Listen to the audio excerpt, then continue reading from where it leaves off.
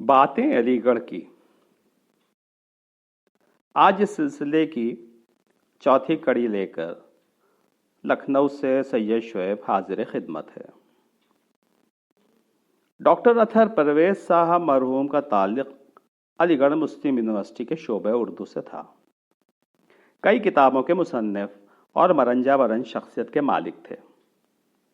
کافی عرصہ موریشس میں بھی گزارا، جہاں وہ مہاتما گاندھی انسٹیٹیوٹ سے منسلک رہے۔ ان کی ایک مشہور کتاب ہے علی گڑھ سے علی گڑھ تک۔ پیش ہے اس کتاب سے ایک اقتباس۔ میرا جی چاہتا ہے کہ میں پہلے آپ کو شمشاد مارکیٹ کی سیر کراؤں۔ شمشاد مارکیٹ، جو علی گڑھ مسلم یونیورسٹی کا تہذیبی مرکز ہے۔ دراصل مسلم یونیورسٹی کا صحیح تصور بغیر شمشاد کے ممکن ہی نہیں۔ یہ یونیورسٹی کا مشہور بازار ہے، جہاں طالب علموں کی ضرورت کی ہر چیز ملتی ہے اور ان کی ہر خواہش کی تکمیل ہوتی ہے۔ اس کا سرکاری نام یونیورسٹی مارکیٹ ہے، لیکن پبلک اسے شمشاد مارکیٹ ہی کہتی ہے اور لڑکے صرف شمشاد کہہ کر کام چلا لیتے ہیں۔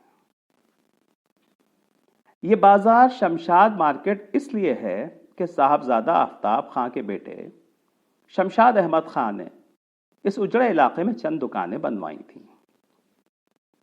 کہتے ہیں کہ ملک کی تقسیم کے بعد علی گڑھ کے پڑھے ہوئے کچھ من چلے لوگوں کا خیال پیدا ہوا کہ ایک علی گڑھ وہاں بھی بنائیں۔ اب لوگوں کا خیال ہے کہ یہ خیال عمل کے سرحدوں میں داخل ہو گیا۔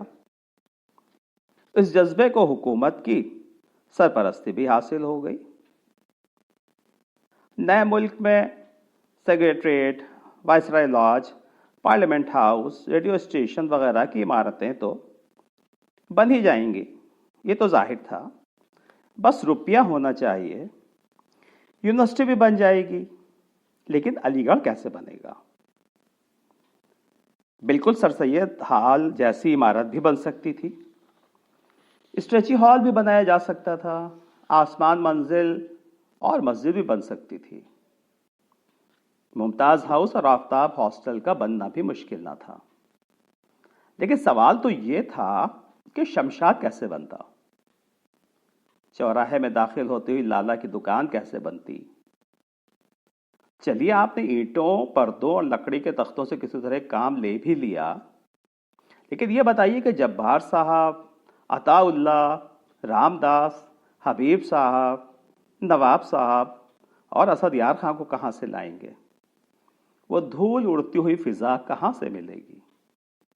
ظاہر ہے کہ یہ سب کچھ نہ ہوگا تو شمشاد کہاں ہوگا، اور شمشاد نہ ہوگا تو سرحد پار اس ملک میں علی گڑھ کیسے بنے گا؟ سچ ہے، تہذیبوں کے بننے میں بڑی مدت درکار ہوتی ہے۔ تہذیبیں بنتے بنتے بنتی ہیں۔ ڈاکٹر ذاکر حسین مرحوم ایک لطیفہ سنایا کرتے تھے، آپ بھی سن لیجئے انہی کے الفاظ میں۔ ایک امریکن کروڑ پتی آکسفورڈ پہنچے، کہتے ہیں کہ آکسفورڈ کے لان بہت ہی اچھے ہیں۔ امریکن کروڑ پتی صاحب ان پر ریچھ گئے۔ فوراً جیسے کسی نے بٹن دبا دیا ہو، یہ سوال منہ سے نکلا، ایسے لان کتنے میں تیار ہو جائیں گے؟ ساتھ جو پروفیسر صاحب تھے انہوں نے کہا، میں تو علم الانسان شعبے کا صدر ہوں، ان تفصیلات سے بالکل واقف ہوں۔ آپ کہیں تو مالی کو بلا دوں، آپ ان سے دریافت فرما لیں۔ بلائیے۔ مالی آیا، کروڑ پتی صاحب نے کہا، ہم بالکل ایسا ہی لان اپنے یہاں چاہتے ہیں، کتنے میں تیار ہو جائے گا؟ مالی نے کہا، صاحب اس میں کتنے کا کیا سوال ہے، کوڑیوں میں تیار ہوتا ہے، کوڑیوں میں۔